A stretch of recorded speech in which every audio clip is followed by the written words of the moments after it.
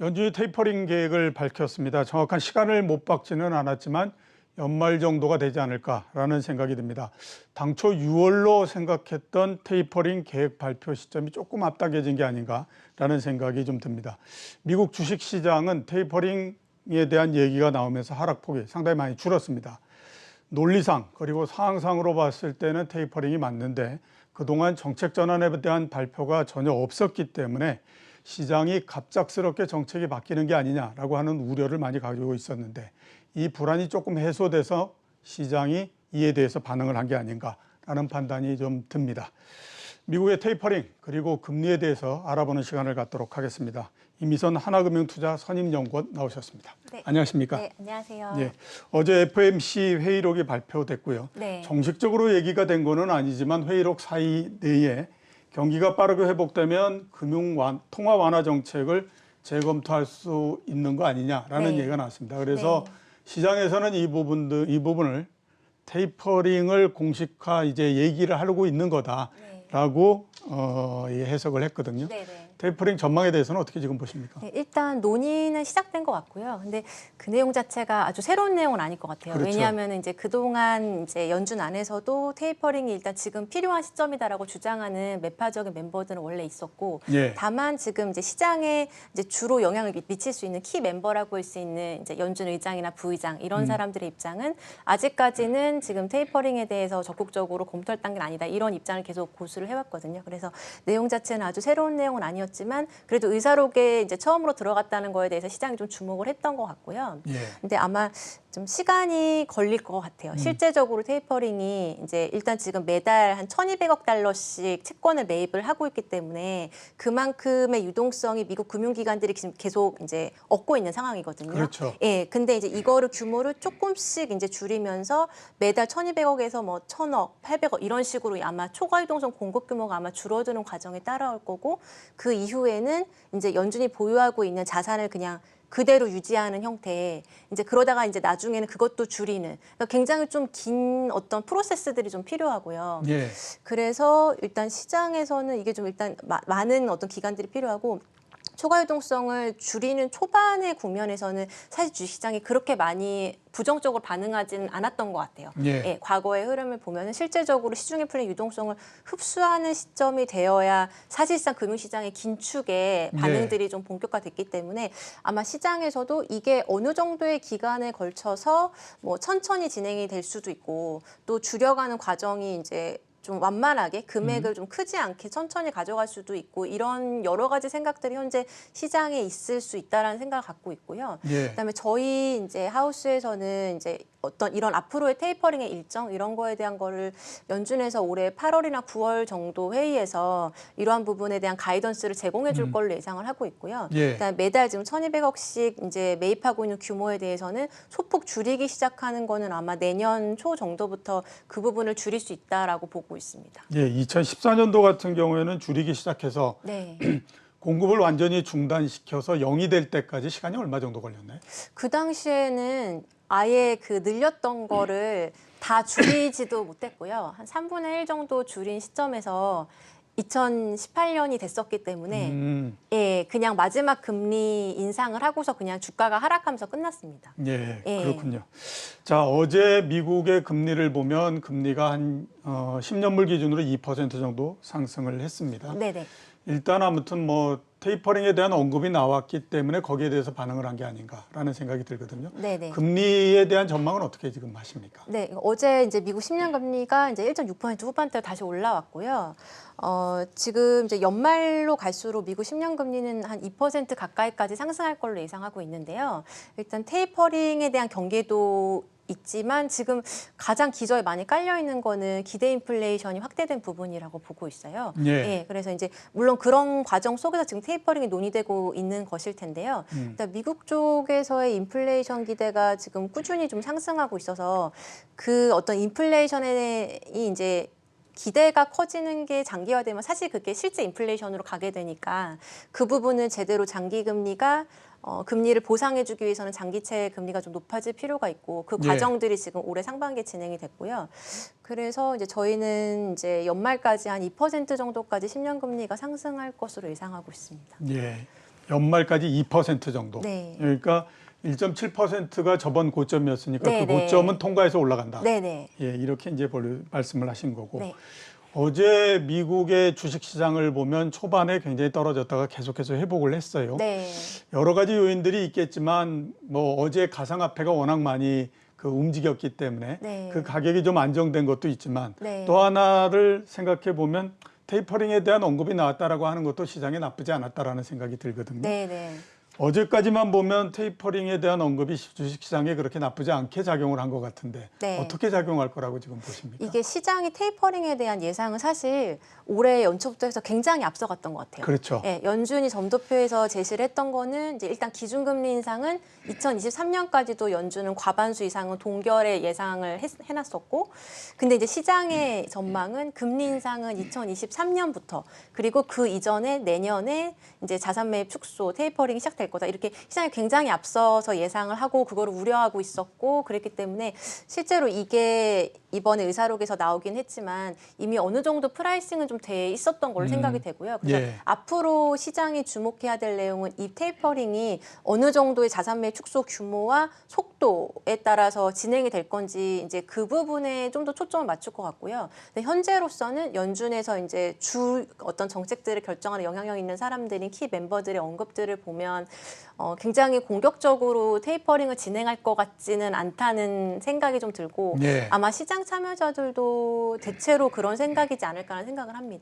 네, 그래서 그 부분에 대한 아마 어떤 증거들을 찾으려고 하는 노력들이 아마 앞으로 있을 것 같습니다. 예. 일단 아무튼 주식 시장에는 단기적으로 긍정적인 영향을 줬던 건 2013년도에 하도 네. 갑자기 나오면서 주가를 네. 끌어내려 버렸는데 네. 이번에는 워낙 그 전서부터 계속 네. 얘기가 나와서 네. 그 영향이 조금 많이 희석이 됐지 않나라는 네. 생각이 들고요. 네. 네. 인플레에 대해서 한번 좀 여쭤보도록 하겠습니다. 네네. 제가 그 발표하신 표를 봤습니다. 아, 네네. 미국의 인플레 전망이 올해 2분기에 3.2%로 고점을 네. 치고 네네. 하반기 들면 이제 2%대 중반 내지 후반 정도 네네. 이렇게 예상을 하고 계시는 것 네. 같은데 네네. 인플레에 대한 전망은 전체적으로 어떻게 보십니까? 네, 그래서 올해는 일단 2분기가 가장 기저효과가 많이 집중돼 있는 시기라서 예. 일단 기저효과가 하반기에는 좀 약화될 거기 때문에 YOY 기준으로는 이제 하반기에 말씀하신 대로 좀 둔화되는 흐름을 예상하고 있고요. 예. 근데 아마 시장이 지금 우려를 하고 있는 거는 당장 뭐 하반기 숫자가 2분기보다 좀 낮아지고 뭐 몇 개월 앞에 숫자가 어떨 거고 그런 거는 이제 기저효과 영향이 워낙 많이 크니까 그거보다는 올해 연간 전체적인 수준과 그다음에 내년으로 흘러갈수록 물가의 평균적인 수준이 과거보다 좀 달라질 것이냐 사실 그게 더 지금 시장의 관심일 수 있을 것 같고요. 예. 그래서 좀 중장기적으로 앞으로 한 2, 3년 정도의 미국의 물가 흐름이 상승하는 흐름으로 가는 건 아닐까.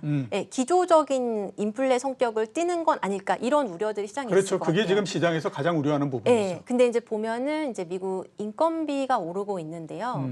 예, 이제 이 부분은 일단 현재로서는 이 원인이 이제 취업자 수는 예상만큼 그렇게 안 늘었는데 그 이유를 보면은 공급 시장으로 이렇게 노동력이 제대로 아직 좀 돌아오지 않았고 뭐 예. 보조금 지급이나 여러 가지 이유들에 의해서 아직까지는 이제 복귀하지 않는 노동력들이 지금 있고 반면에 기업들은 미국의 어떤 경제가 회복이 되면서 사람을 뽑고자 하는 수요는 좀 늘어났고 이런 부분에 대해서 임금 상승률이 좀 최근에 좀 빨라졌는데요. 예. 이제 이렇게 일단 높아지기 시작한 임금이 그럼 나중에 다시 낮아질 수 있는지 이런 궁금증이 이제 드는 것 같고요.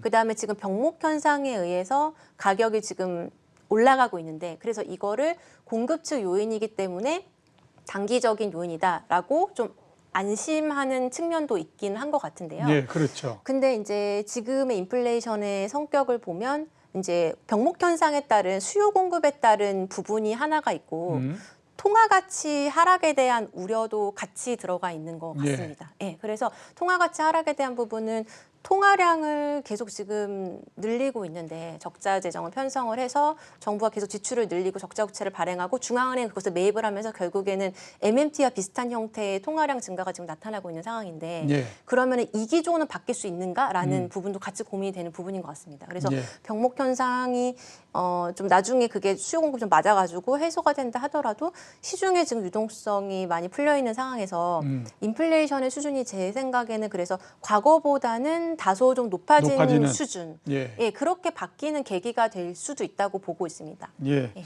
지금 당장에 뭐 2분기 그다음에 올해 3분기의 물가 상승률은 연준도 얘기하고 하는 것처럼 일시적일 가능성이 굉장히 높은데 네. 지금 이미선 연구원이 얘기하신 것처럼 보다 더 중요한 건 2, 3년 후까지의 인플레율이 어떻게 될 거냐, 과연 기조적으로 올라갈 거냐 하는 부분들이 굉장히 지금 궁금할 수밖에 없는데 네. 아직까지는 거기에 대해서는 확정을 지을 수 있는 그런 네. 상황은 아니다. 네. 이렇게 이제 볼 수 있을 것 같고요. 그다음에 재정 쪽과 관련해서 한번 좀 여쭤보도록 하겠습니다. 네네. 작년도 3월 달서부터 올해 3월 달까지 전 세계적으로 공급된 재정의 액수가 16조 달러 정도 된다고 얘기합니다. 네, 네, 그래서 네. 전 세계 GDP의 20% 정도가 그 투입이 됐다라고 얘기하거든요. 네, 결국 네. 이거는 정부가 가지고 있는 빚이기 때문에 이거를 시간이 지나면 채권을 발행해서도 많이 이거를 메워야 될 거고 이런 형태가 될 수밖에 없을 거라고 보이거든요. 네. 물론 이제 뭐 지금 미국에서 하고 있는 것처럼 증세도 어느 정도는 하겠지만 네. 굉장히 많은 액수들을 이제 채권을 발행해서 하고 이렇게 해야 될 것 같은데 그러면 금리에 상당히 좀 영향을 주지 않을까라는 생각이 들거든요. 네. 재정 확대에 따른 금리의 영향은 어떻게 지금 네, 보십니까? 그래서 미국, 중국, 뭐 유럽, 한국 다 마찬가지로 지금 거의 역대 수준으로 GDP 대비 지금 재정 수지 적자도 커졌고 그만큼 이제 적자 국채 발행도 지금 많아졌고요. 예. 그러면은 이거를 지금 동반해서 따라올 수밖에 없는 거는 중앙은행의 국채 매입이 따라올 수밖에 없고 예. 사실 어느 정도의 부채에 대한 어떤 모네타이제이션은 지금 진행이 되고 있다고 봐야 될 것 같고요. 그러니까 이거를 그러면은 지금 멈출 수 있을지. 예, 그러니까 그리고 지금 보면은 경기의 환경이나 이런 것들은 작년 코로나 직후보다 훨씬 좋아지긴 했지만 지금 어떤 정책적인 흐름들이나 이런 것들을 보면은 확장적인 재정 기조를 긴축으로 다시 돌리자고 목소리를 내는 정치권에서의 목소리는 없거든요. 그렇죠. 거의 없다고 봐야죠. 예, 왜냐하면 이게 지금 통화량의 어떤 공급과 축소에 대한 결정권이 사실상 지금 중앙은행에서 이제 어떤 정책 영역을 넘어왔기 때문에 이거를 그럼 다시 정상화시킬 수 있는가에 대한 우려가 사실 좀 있고요. 그렇다고 한다면은 적자국채 발행이나 이런 것들이 좀 기조적으로 갈 수가 있고 그런 것들은 이제 채권 시장에서 수요 공급 측면에서 채권의 수요는 좀 꾸준하게 그냥 평평하게 늘어나는 반면에 이제 예. 공급 쪽이 좀 빠르게 늘어나면서 그렇죠. 예. 예, 금리 상승률을 작용할 가능성이 있고요. 그다음에 이제 적자국채 발행에 대해서 중앙은행의 매입이 들어오고 하면 사실 그것이 이제 통화 가치를 떨어뜨리는 쪽으로 영향을 미칠 수 있기 때문에 통화 가치 하락에 대한 우려 이런 것들이 또 인플레 심리로 영향을 줄 수 있고 그것이 또 금리에도 이제 올리는 쪽으로 작용할 가능성이 있습니다. 예, 알겠습니다. 오늘은 이 질문을 좀 드려야 될 것 같습니다. 어제 하루 종일 제가 비트코인을 비롯한 가상화폐 가격을 봤습니다. 네. 그러면서 야, 자산 가격이라고 하는 것이 네. 이렇게 그 변동이 심하게도 움직일 수 있구나라고 하는 것을 느꼈는데 그래서 어제 저녁 한 11시 뭐 이때 보면 비트코인 가격이 3만 달러까지도 하락하고 네. 했거든요. 네, 네. 비트코인 그 가상화폐하고 네. 그다음에 채권하고 어떤 관계로 우리가 설명할 수 있습니까? 네, 지금 이제 보면 현대 통화 시스템 안에서 지금 각국의 통화들의 어떤 라이프 사이클 안에서의 위치를 보면 금리 인하할 만큼 다 했고 마이너스 금리까지 못하고 이제는 그냥 이제 적자 국채 발행에 대해서 중앙은행이 매입을 하면서 가는 어떻게 보면 가장 지금 끝자락 단계에 와 있는 그렇죠. 것 같아요. 예, 예. 그렇게 되면은 그 다음에 사람들의 관심은 이 인플레이션에 대해서 제대로 해지를 해줄 수 있는 리얼에셋 쪽으로 관심이 갈 수밖에 없는데 그게 이제 주식이든 부동산이든 아니면 금이나 원자재나 이런 것들이 되는 거고 지금 같은 경우에는 가장 관심을 많이 받았던 게 금의 수요가 일부 디지털 통화로 가면서 이제 암호화폐 가격을 많이 급등을 시켰던 부분인 것 같고요. 예. 근데 지금 이제 채권과의 어떤 관계는 이게 앞으로 이 디지털 통화가 결국에는 우리 각국의 정부들도 이제 중앙은행이 발행하는 CBDC 디지털 통화 개발을 하면서 이거를 이제 보편화시키게 될 걸로 생각이 되는데요. 그때 갔을 때 민간 통화와 중앙 통화 간에 관계가 어떻게 설정이 되느냐에 달린 문제 같아요. 예. 그래서 이게 공존하면서 갈 수도 있는가라는 생각도 해볼 수 있고 아니면 민간 암호화폐들이 다 좀 쫓겨 나가게 되고 퇴장돼 버리는 네, 형태가 퇴장이 되고. 돼버리고 중앙은행들이 좀 강제적으로 이거를 자기네가 발행한 CBDC를 강제적으로 사용하도록 이렇게 확산시킬 수도 있고요. 근데 예. 어떤 주도권의 싸움이 될 것 같은데 현재로서 지금 보면은 민간 암호화폐가 훨씬 먼저 나와서 경쟁력을 갖췄고 지금 중앙은행들은 좀 후발적으로 나오고 있는 상황인 것 같습니다. 예. 네, 그렇게 되면 이제 이거를 나중에 제가 볼 때는 어느 정도는 공존하면서 가게 될 가능성이 있고요. 예, 그렇겠죠. 예, 왜냐하면 이거를 완전히 쫓아낼 수는 없는 게 그러려면 각국이 아예 의견을 다 모아서 이 암호화폐에 대한 거래와 모든 것들을 다 금지시키자라고 가야 되는데 지금의 흐름은 디지털화로 가고 있는 흐름이기 때문에 사실 그렇게는 아닐 것 같고요. 예. 예, 그런 공존하는 흐름이 되면은 기존의 이제 법정 통화만 가지고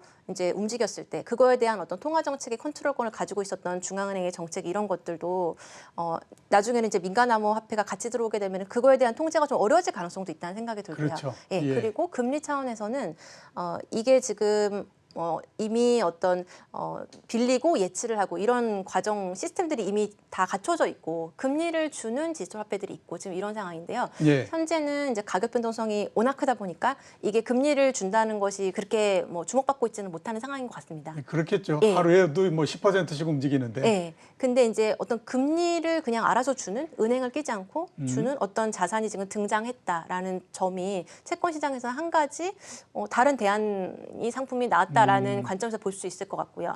그 다음에 두 번째는 이제 이러한 어떤 국채가 그러면은 발행이 될 때 계속적으로 어떤 통화량 조절에 대한 투자자들의 신뢰성을 계속 갖춰갈 수 있느냐 예. 이런 부분들이 좀 계속 도전을 받게 될 가능성이 있다고 봅니다. 예, 알겠습니다. 오늘 나와주셔서 대단히 감사합니다. 네, 예. 감사합니다. 지금까지 이미선 하나금융투자 선임연구원이었습니다.